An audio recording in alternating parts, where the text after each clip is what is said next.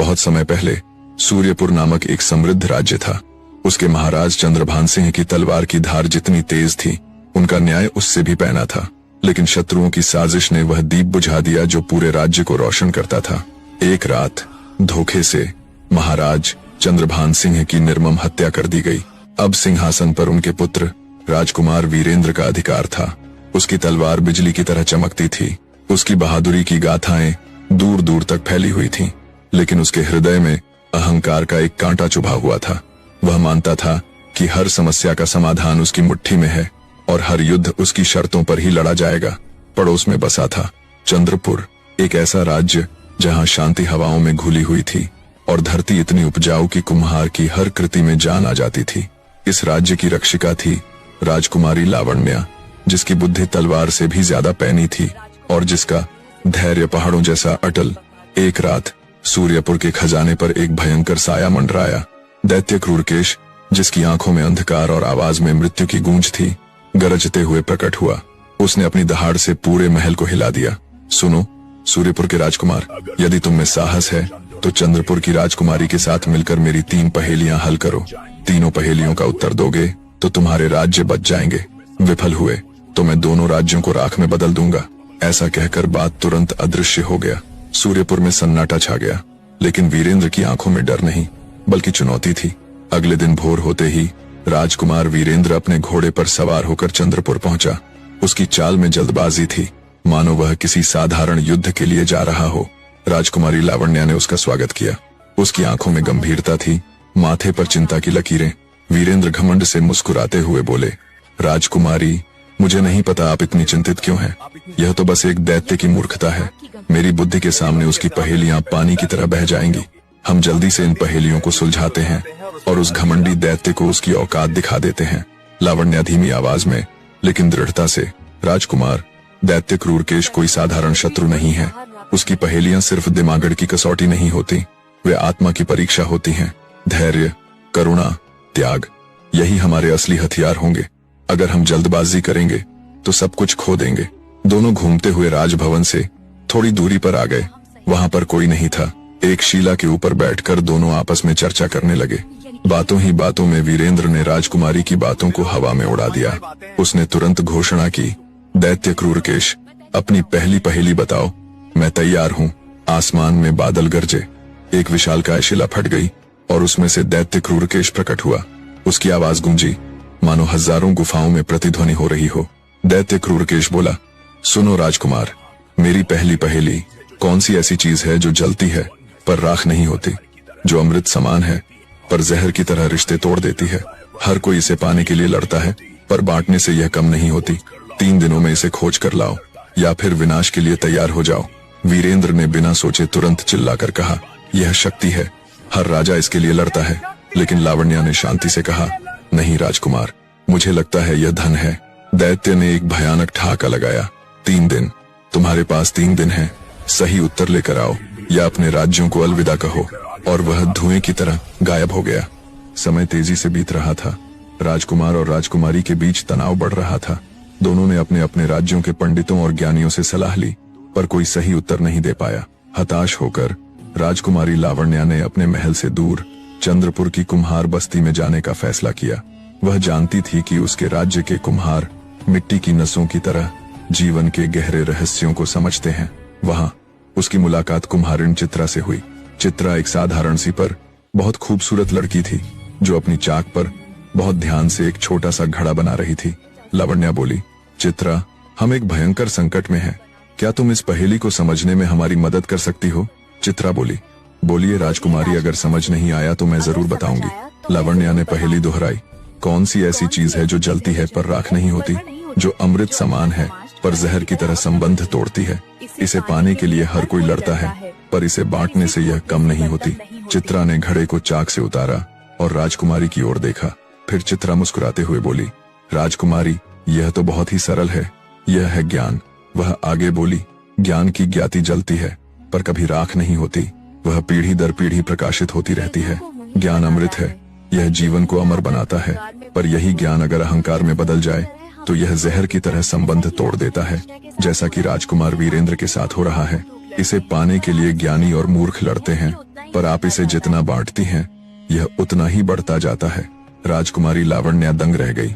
एक साधारण कुम्हारिन ने वह जवाब दे दिया जो बड़े बड़े पंडित नहीं दे पाए। राजकुमारी लावण्या तुरंत राजकुमार वीरेंद्र के पास पहुंची और उत्साहित होकर कहा, राजकुमार, हमें पहली पहेली का उत्तर मिल गया है। उत्तर है ज्ञान।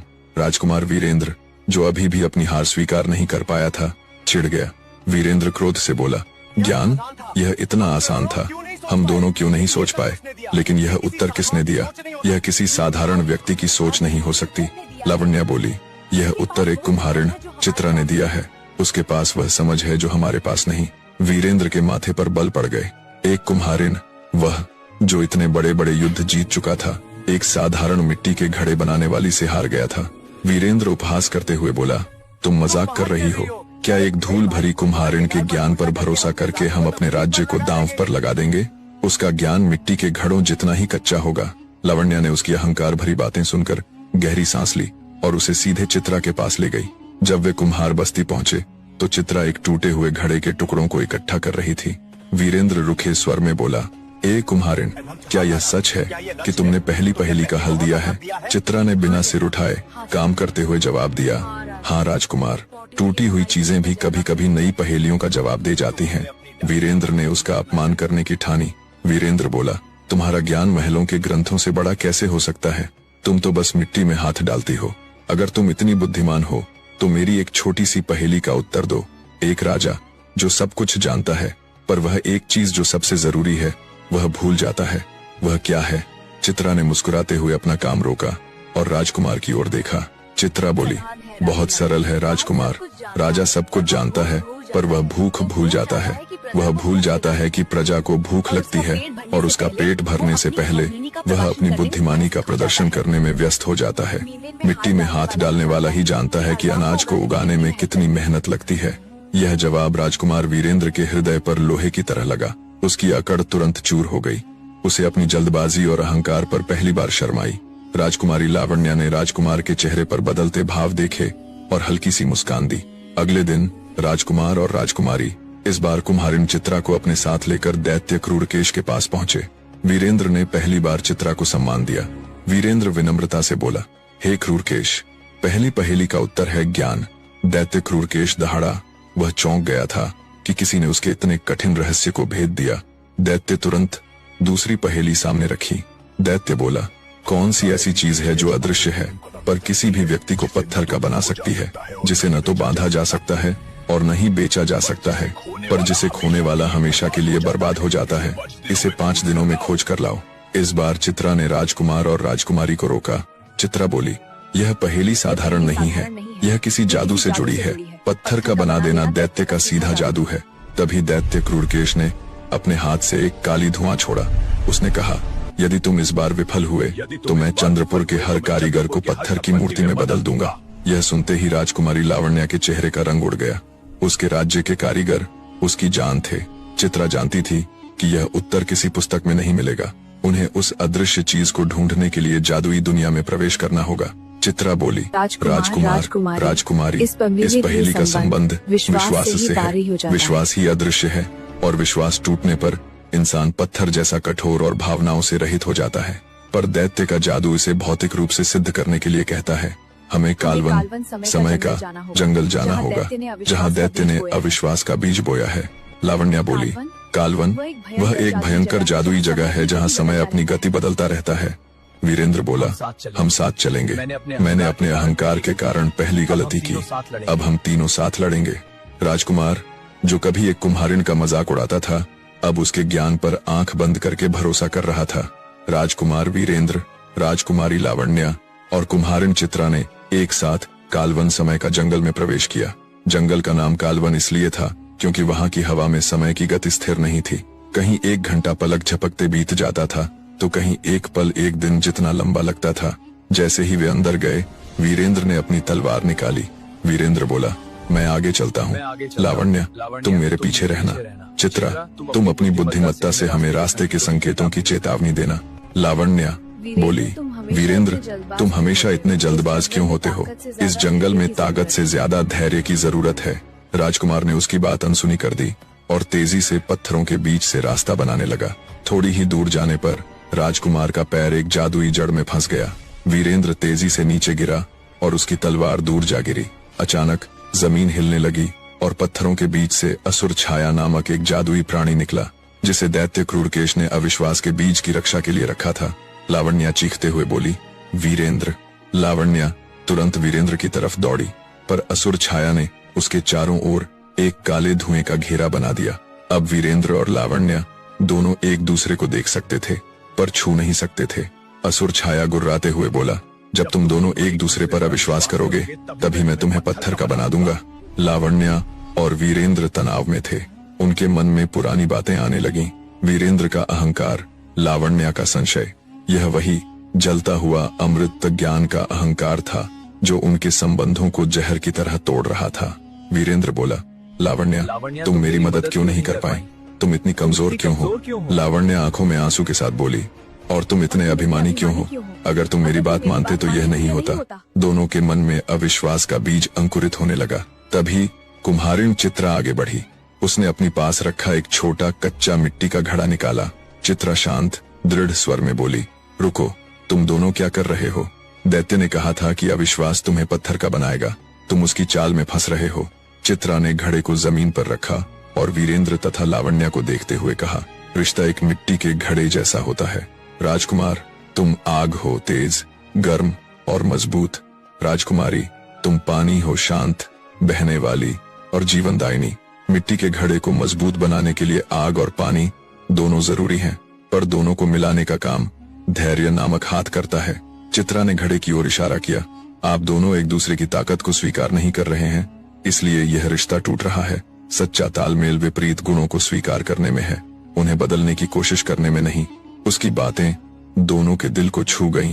वीरेंद्र को समझ आया कि लावण्या की शांति उसकी कमजोरी नहीं बल्कि उसकी ताकत है।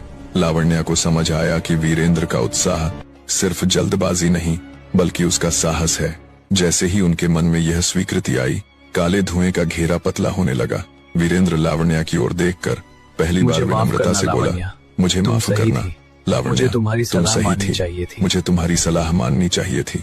लावण्या मुस्कुराते हुए बोली, और मुझे माफ करना वीरेंद्र, मुझे तुम्हारे साहस को कम नहीं आंकना चाहिए था। दोनों ने एक दूसरे की ओर देखकर सच्चे प्रेम और सम्मान का अनुभव किया। इस विश्वास के साथ काले धुएं का घेरा टूट गया और असुर छाया कमजोर पड़ गया। चित्रा तेजी से बोली, यही है वह चीज जो अदृश्य है और पत्थर बना सकती है। यह अविश्वास है। अब अविश्वास के बीज को नष्ट करना होगा। राजकुमार वीरेंद्र ने फुर्ती से अपनी तलवार उठाई और असुर छाया को चकनाचूर कर दिया। चित्रा ने तुरंत अविश्वास के बीज को उस कच्चे मिट्टी के घड़े में डाल दिया और उसे जमीन के अंदर दबा दिया। जब वे कालवन से बाहर निकले तो उन्हें दैत्य क्रूरकेश मिला, जो अपनी हार से क्रोधित था। वीरेंद्र बोला, दैत्य, तुम्हारी दूसरी पहेली का उत्तर है अविश्वास। यह अदृश्य है पर मन को पत्थर का बना सकता है। इसे न बांधा जा सकता है, न बेचा जा सकता है, पर यह खो जाए तो इंसान बर्बाद हो जाता है। दैत्य ने गुस्से में जमीन पर मुक्का मारा, पर वह मजबूर था। दैत्य क्रूरकेश 2 बार हारने के बाद अब और भी ज्यादा क्रोधित और हताश था। उसने अंतिम और सबसे खतरनाक चाल चली। क्रूरकेश भयानक दहाड़ के साथ बोला, तुमने मेरी 2 पहेलियां सुलझा ली, पर यह तीसरी पहेली तुम्हें नष्ट कर देगी। यह केवल ज्ञान की नहीं बल्कि चरित्र और अस्तित्व की परीक्षा है। दैत्य ने एक विशाल चमकता हुआ गोला उनके सामने रखा। कौन सा ऐसा सबसे बड़ा त्याग है जिसे करने वाला सब कुछ खोकर भी सब कुछ जीत लेता है? और किस रिश्ते में एक का बड़ा होना दूसरे की गरिमा को कम नहीं करता बल्कि दोनों को पूरा करता है? इसे कल सूर्यास्त से पहले खोजो, या फिर मैं तुम तीनों में से किसी एक को अपना दास बना लूंगा और दोनों राज्यों को भस्म कर दूंगा। यह सुनते ही तीनों तनाव में आ गए। राजकुमार वीरेंद्र और राजकुमारी लावण्या महल लौट आए। वे दोनों पहेली पर विचार कर रहे थे। वीरेंद्र बोला, सबसे बड़ा त्याग सत्ता का त्याग हो सकता है। लावण्या, मैं अपने राज्य का त्याग कर दूंगा। लावण्या बोली, नहीं वीरेंद्र, सबसे बड़ा त्याग प्रेम का हो सकता है। मैं तुम्हारे लिए अपने प्रेम का त्याग कर दूंगी। तभी चित्रा ने हस्तक्षेप किया। चित्रा बोली, आप दोनों गलत हैं। त्याग किसी चीज को खोना नहीं बल्कि कुछ पाने के लिए अपनी सबसे प्यारी चीज को पीछे छोड़ देना है। तीनों बहस कर ही रहे थे कि दैत्य क्रूरकेश एक जोरदार धमाके के साथ महल में प्रकट हुआ। क्रूरकेश हंसते हुए बोला, तुम्हारी बहस से मुझे मजा आ रहा है। तीसरी पहेली का उत्तर तुम नहीं दे पाओगे। मैं तुम्हें एक और शर्त देता हूँ, तुम तीनों में से जो भी सबसे ज्यादा बुद्धिमान है वह मेरे सामने आत्मसमर्पण कर दे, मैं उसे अपना ज्ञानदास बना लूंगा। इस त्याग से ही तुम्हें सही उत्तर की झलक मिलेगी। यह एक बड़ा विवाद था, तीनों में से कौन सबसे बुद्धिमान था। राजकुमार वीरेंद्र ने अपनी बहादुरी का त्याग कर दिया था, राजकुमारी लावण्या ने अपना संशय त्याग दिया था, लेकिन कुम्हारिन चित्रा ने अपना अहंकार कभी नहीं पाला था, वह सबसे शुद्ध थी। राजकुमार वीरेंद्र और राजकुमारी लावण्या ने एक दूसरे की ओर देखा। वीरेंद्र को लगा कि वह सबसे बुद्धिमान है क्योंकि उसने चित्रा से सीखा। लावण्या को लगा कि वह सबसे बुद्धिमान है क्योंकि उसने राजकुमार को धैर्य सिखाया। लेकिन इससे पहले कि कोई कुछ बोल पाता, चित्रा आगे बढ़ी। चित्रा बोली, दैत्य क्रूरकेश, मैं आत्मसमर्पण करती हूँ। मैं कुम्हारिन चित्रा तुम्हारे सामने अपना ज्ञान समर्पित करती हूँ। वीरेंद्र और लावण्या चौंक कर बोले, नहीं चित्रा, तुम ऐसा नहीं कर सकती। चित्रा मुस्कुराते हुए, राजकुमार, राजकुमारी, यही है तीसरी पहेली का जवाब जो मैं अब पूरी करती हूँ। दैत्य क्रूरकेश ने जोर से हंसते हुए चित्रा को अपनी जादुई बेड़ियों में बांध लिया। चित्रा बोली, सबसे बड़ा त्याग है अपनी पहचान का त्याग। मैंने अपनी सबसे प्यारी चीज, मेरा ज्ञान और स्वतंत्रता को त्यागा ताकि मेरे राजकुमार और राजकुमारी को प्रेम का भविष्य मिल सके। मैंने कुम्हारिन होने की अपनी पहचान त्यागी ताकि 2 राज्य सुरक्षित रहें।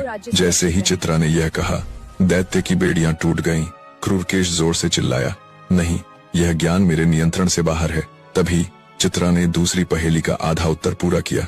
चित्रा, दूसरे प्रश्न का उत्तर, सबसे बड़ा त्याग वह है जो ज्ञान को देता है न कि लेता है, और उस रिश्ते में एक का बड़ा होना दूसरे की गरिमा को कम नहीं करता। वह रिश्ता है गुरु और शिष्य का। राजकुमार और राजकुमारी, आप दोनों मेरे शिष्य थे और मैंने गुरु की जिम्मेदारी निभाई। मेरा ज्ञान आपके राजसी पद से बड़ा है, पर आपका पद मेरी मानवता से छोटा नहीं है। चित्रा बोली, सबसे बड़ा त्याग है स्वार्थ का त्याग। दैत्य क्रूरकेश ज्ञान के इस गहरे प्रकाश को सहन नहीं कर सका। वह एक भयानक चीख के साथ धुएं में बदल गया और हमेशा के लिए नष्ट हो गया। राजकुमार वीरेंद्र और राजकुमारी लावण्या ने घुटनों के बल बैठकर चित्रा का धन्यवाद किया। दोनों ने एक दूसरे को गले लगाया और उनके बीच का प्रेम अब अटूट था। वीरेंद्र बोला, कुम्हारिन चित्रा, आपने हमें वह सिखाया जो दुनिया का कोई ग्रंथ नहीं सिखा सकता था। आपने मुझे सिखाया कि ताकत तलवार में नहीं बल्कि धैर्य और विनम्रता में होती है। लावण्या आंखों में गर्व के साथ, चित्रा, हम दोनों ने आपसे जो पाया है वह किसी भी राजसी खजाने से बड़ा है। आपकी जगह किसी साधारण पद पर नहीं हो सकती। राजकुमार वीरेंद्र ने भरी सभा में घोषणा की, आज से कुम्हारिन चित्रा मेरी पटरानी, मुख्य रानी और महारानी कहलाएंगी। यह पद उन्हें उनके ज्ञान और त्याग के लिए दिया जाता है। वह न केवल सूर्यपुर की रानी होंगी बल्कि ज्ञानपुर की रानी भी होंगी। राजकुमारी लावण्या, जो मेरी प्रेयसी और मेरी ताकत हैं, वह मेरी सह महारानी और मेरे राज्य की राजनीतिक शक्ति होंगी। मेरा महल 2 नहीं बल्कि 3 स्तंभों पर खड़ा होगा, साहस में, धैर्य लावण्या और ज्ञान चित्रा। राजकुमारी लावण्या ने मुस्कुराते हुए इस फैसले को स्वीकार किया। उसने चित्रा को गले लगाया क्योंकि वह जानती थी कि चित्रा का ज्ञान उनके रिश्ते और राज्य के लिए एक वरदान है। राजकुमार ने चित्रा को महारानी का दर्जा दिया और राजकुमारी लावण्या ने उसे अपनी बड़ी बहन और मार्गदर्शक के रूप में सहर्ष स्वीकार किया। राजकुमारी लावण्या की यह सबसे दिलचस्प बात थी। याद रखें, सच्ची बुद्धिमत्ता कभी पद या जाति की मोहताज नहीं होती। अहंकार ज्ञान का सबसे बड़ा शत्रु है। सबसे बड़ा त्याग किसी चीज को खोना नहीं है बल्कि अपनी सबसे प्यारी चीज अहंकार को छोड़ना है ताकि दूसरों को जीवन मिल सके। रिश्तों की सच्ची केमिस्ट्री, तालमेल तभी बनती है जब हम एक दूसरे के गुणों को स्वीकार करते हैं, न कि बदलने की कोशिश करते हैं।